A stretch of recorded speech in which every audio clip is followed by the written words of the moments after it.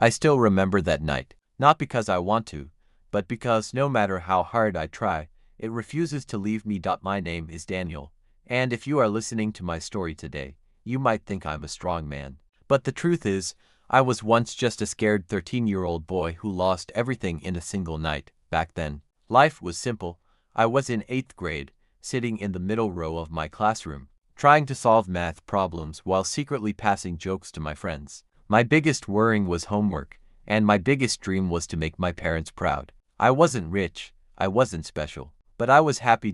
And sometimes, happiness is so quiet. You don't even realize it's there until it's gone. That day started like any other. I came back home, tired but relaxed. I threw my school bag on the floor, and my mother's voice came from the kitchen. Daniel, wash your hands, dinner is almost ready. There was something about her voice. Soft, warm, safe. My father was sitting nearby, as usual, calm and thoughtful. He looked at me and smiled. That smile. I would give anything just to see it one more time. Study hard, Daniel, he said, placing his hand on my head. One day, you will become a big man. I laughed. I didn't take it seriously. At that age, we never do. We sat together, ate together, talked about small things, and believed that tomorrow would come just like today. But life doesn't follow our plans. That night, everything changed. There was noise. Loud, sudden, terrifying noise. People shouting, chaos, confusion. I didn't understand what was happening. One moment I was inside my home, and the next moment, I was standing outside, surrounded by strangers, hearing words that didn't make sense. Accident. Serious. Didn't survive. Those words hit me, but they didn't sink in. Not immediately. Because how can a child understand that his entire world is gone? I didn't cry at first. I just stood there, frozen, waiting for someone to say, it's okay, it's a mistake. But no one said that. Instead, I saw people looking at me with pity, and that's when it hit me. My parents were gone. Just like that. No goodbye. No last words. No second chance. That night, I didn't just lose my parents. I lost my home, my safety, my childhood, my everything. The days after that felt like a blur. People came, offered condolences, said things like be strong and it's God's will. But none of those words made the pain go away. If anything, they made it worse. Because I didn't need words. I needed my mother. I needed my father. But they were gone. Forever. The house that once felt full of life suddenly became silent. Every corner reminded me of them. My mother's cooking utensils, my father's chair, the small things we never notice. Until they become memories. At night, I couldn't sleep. And when I did, I would wake up hoping it was all just a bad dream. But reality doesn't change just because you want it to. Then came the real shock. My uncle, the man who used to visit us, laugh with us, sit at our table like family, showed his true face. At first, he acted like he cared. He said things like, don't worry, Daniel, I'm here for you. And for a moment, I believed him. I was a child. I needed someone to trust, but I didn't know. I was trusting the wrong person. One day, he came with some papers. There were arguments, loud voices, tension. I didn't understand what was happening. All I knew was that something felt wrong. Very wrong. Days passed, and slowly, everything started slipping away. Our house, our land, our belongings, everything my parents had worked for, was taken. And I couldn't do anything about it, because I was just a 13-year-old boy, with no one to stand for him. I will never forget that day, the day I was thrown out of my own home. I stood outside, holding a small bag with a few clothes. That's all I had left. My uncle didn't even look at me properly. No emotion. No regret, just coldness. The door closed in front of me. And with that sound, my world ended again. I stood there for a long time, not moving, not crying, just empty. I kept thinking, where will I go? But there was no answer, because sometimes, life doesn't give you options. It just pushes you into darkness, and leaves you there. That night, I slept on the street. For the first time in my life, the ground was cold, hard, unforgiving. I hugged my small bag like it was the only thing I had left in the world. Above me, the sky felt too big. Too silent, too lonely. I closed my eyes, and tried to imagine my mother beside me. I tried to hear my father's voice, but there was nothing, only silence. Hunger started becoming normal, pain started becoming familiar. And loneliness. Loneliness became a part of me. Days passed. I stopped counting, because time didn't matter anymore. Every morning, I would wake up and see children going to school. Wearing uniforms, carrying bags. Laughing. Living the life I once had. I would look at them and feel something break inside me. That was supposed to be me, but now it wasn't. I didn't leave school. School left me. I started doing small jobs to survive. Cleaning. Carrying loads. Anything that could get me food. But no matter how hard I tried to stay strong, inside, I was slowly falling apart. At night, I would ask myself one question again and again. Why me? What did I do wrong? Why did I lose everything? Why did life choose me for this pain? But the truth is, life doesn't answer questions. It just keeps moving forward. And little did I know, the worst was not even over yet, because soon, life was about to hit me again, even harder. There comes a point in life when pain stops feeling sharp and starts feeling normal. That's where I was. I had stopped expecting anything good. No hope, no dreams, no future. Just survival. Every morning, I woke up not with purpose, but with a question: will I even make it through today? I had learned how to live with hunger. At first, it felt unbearable, like your body is slowly collapsing from the inside. But over time, even hunger becomes quiet. It doesn't scream anymore. It just stays, like a shadow. I used to work near a small roadside hotel, washing dishes, cleaning tables, carrying buckets of water. Anything they told me to do. In return, I would get leftover food, cold, dry, sometimes barely enough. But for me, it was everything. Because when you have nothing, even the smallest thing feels like a blessing.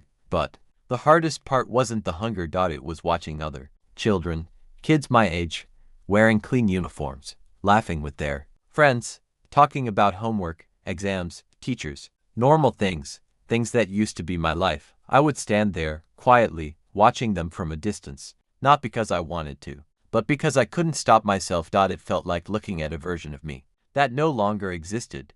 And every time I saw them, one thought would echo inside me. That was supposed to be me, Daniel. Sometimes, I would close my eyes and imagine, what if my parents were still alive? What if I was still in school? What if life had been kind? But imagination doesn't change reality. And reality was cruel. Days turned into weeks. Weeks into months. I stopped remembering dates. Because when you're struggling to survive, time loses its meaning. One afternoon, I was walking along a busy road. I was tired, not just physically, but mentally. My body was weak, my mind was lost, and my heart had already given up. I wasn't thinking about anything clearly, just walking, just existing. And then, everything happened in a second. A loud horn. Bright headlights, and before I could react, impact. I don't remember falling. I don't remember screaming. All I remember is darkness. Deep, heavy darkness. It felt like I was floating somewhere between life and death. No pain. No sound. Just silence. And strangely, it felt peaceful. For the first time in months, I wasn't struggling. I wasn't hungry. I wasn't alone. And then, a voice. Soft. Distant. Can you hear me? I slowly opened my eyes. The light felt too bright. My head hurt. My body felt heavy. And everything around me looked unfamiliar. White walls. Machines. A hospital. For a moment, I thought, am I dead? Then I saw her, a woman sitting beside me. Her face was filled with worrying, but also something else. Kindness. The kind of kindness I hadn't seen in a long time. You're awake, she said softly. Her voice was calm. Safe. Almost like my mother's. I tried to speak, but my throat was dry. No words came out. You had an accident, she continued. I hit you with my car. She looked down for a moment, her eyes filled with guilt. I didn't see you in time. I just stared at her. Not with anger. Not with blame, but with emptiness. Because honestly, I didn't care. At that point, I had already lost everything. What difference did one more thing make? You're safe now, she said. And for some reason, I believed her. Days passed in the hospital. She didn't leave, not even once. She paid for my treatment. She talked to the doctors. She sat beside me. Even when I said nothing. No one had ever done that for me. Not since my parents. One day, she brought me food. Warm food. Fresh. The smell alone made my eyes fill with tears. Eat, she said gently. I hesitated. Not because I didn't want to eat, but because I wasn't used to kindness anymore. It felt unfamiliar, almost unreal. Why? I finally whispered. My voice was weak. Broken. She looked at me, confused.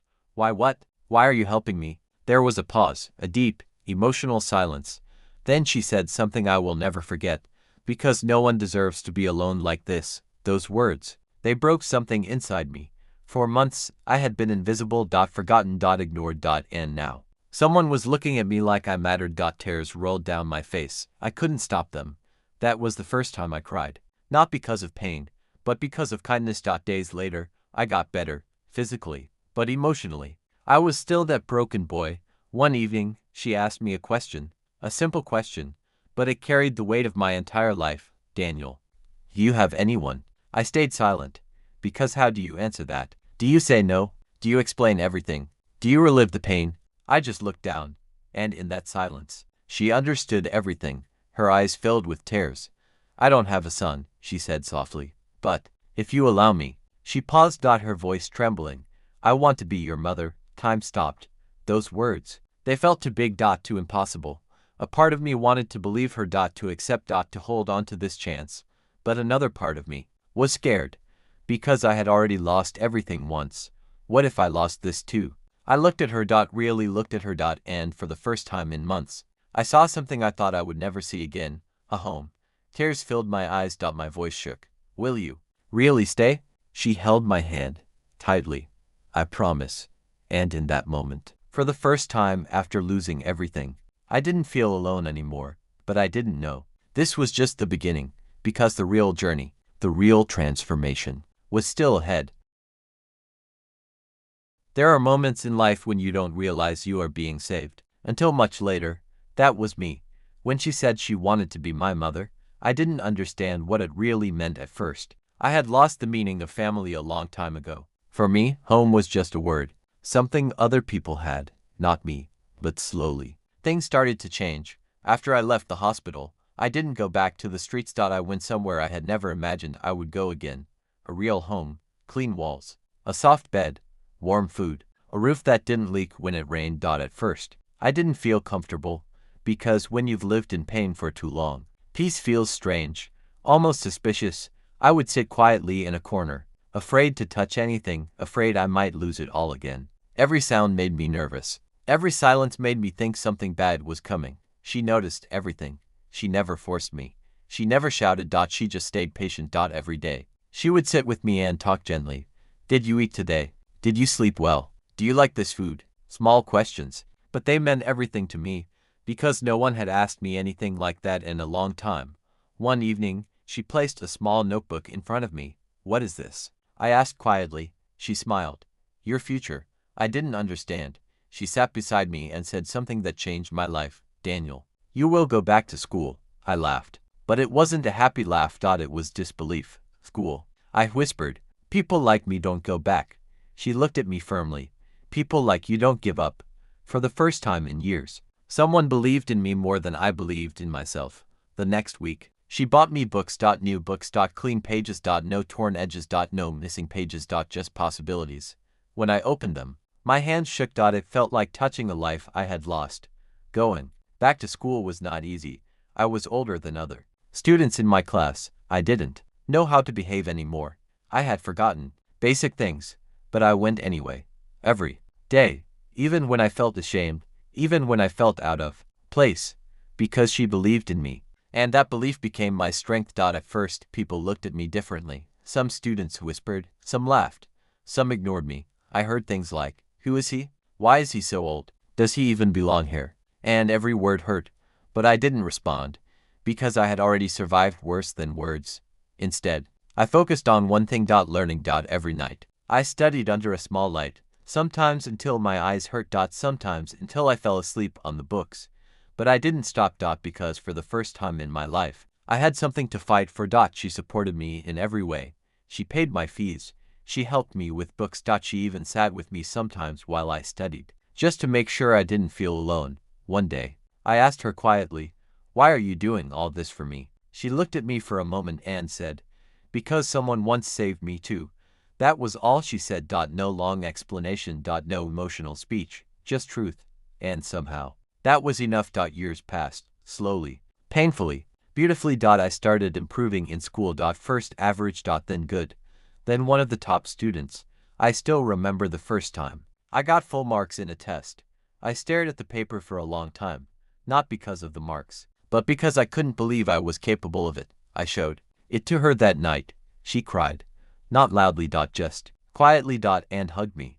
That was the first time I felt like I truly belonged somewhere. But life still tested me. There were moments when I felt weak again, moments when memories of my parents returned, moments when I missed the boy I used to be. But every time I fell emotionally, I reminded myself, I didn't come this far just to stop. Years turned into a journey. That broken boy who once slept on the street was slowly disappearing, and someone new was taking his place. Someone stronger. Someone focused. Someone who refused to stay broken.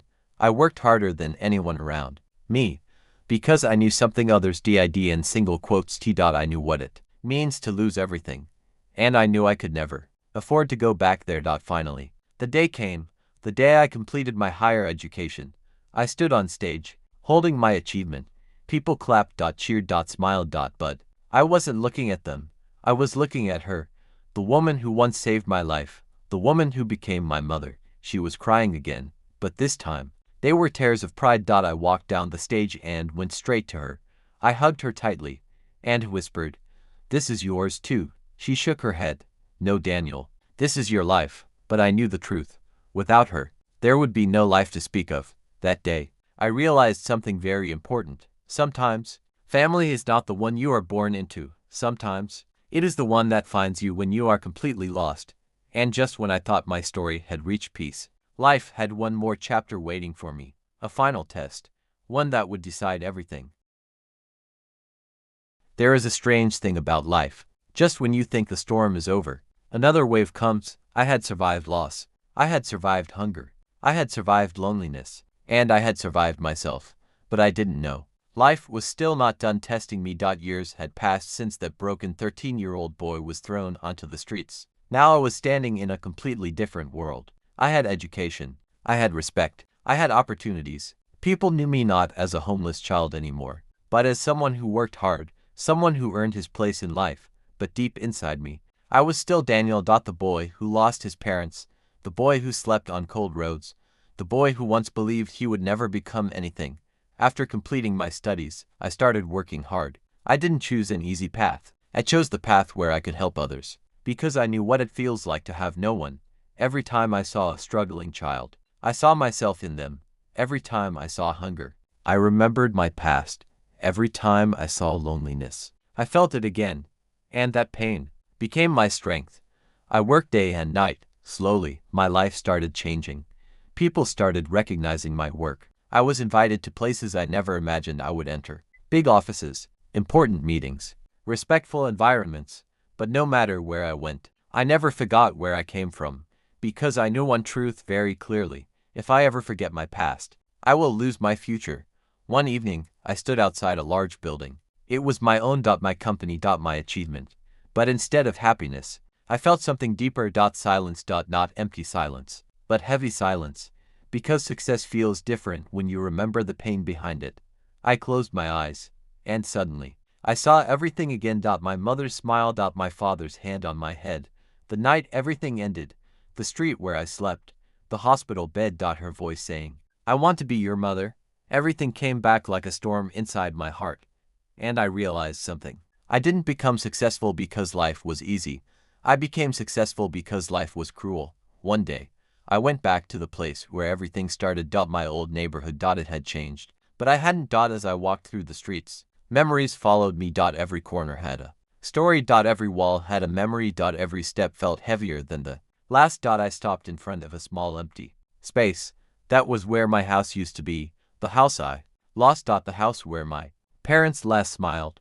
I stood there for a long time. And for the first time in years, I allowed myself to cry. Not as a weak man, but as someone who finally understood his journey. "I didn't forget you," I whispered into the air. "I carried you with me every step. Behind every successful person, there is a story people never see. Mine was pain. Loss. Struggle. And a second chance I never deserved, but was given. As I grew older, I started helping others. Children who had no parents.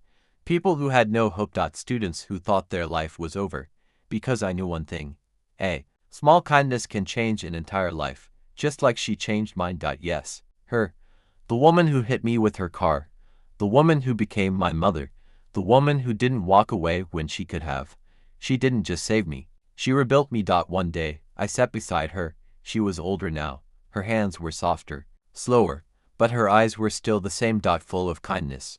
I held her hand and said, "You didn't just give me a home. You gave me a life." She smiled softly and said, "No, Daniel, you chose to live it." And maybe she was right. Because life doesn't change you. You change yourself. Through life, today, when I stand in front of people and share my story, I don't speak like a successful man, I speak like a survivor, because that is what I am. Not because I never fell, but because I always got up. And if you are listening to my story right now, if you feel lost, if you feel like your life is over, remember this: even the darkest night ends with sunrise, even broken people can rise again, even lost lives can find direction.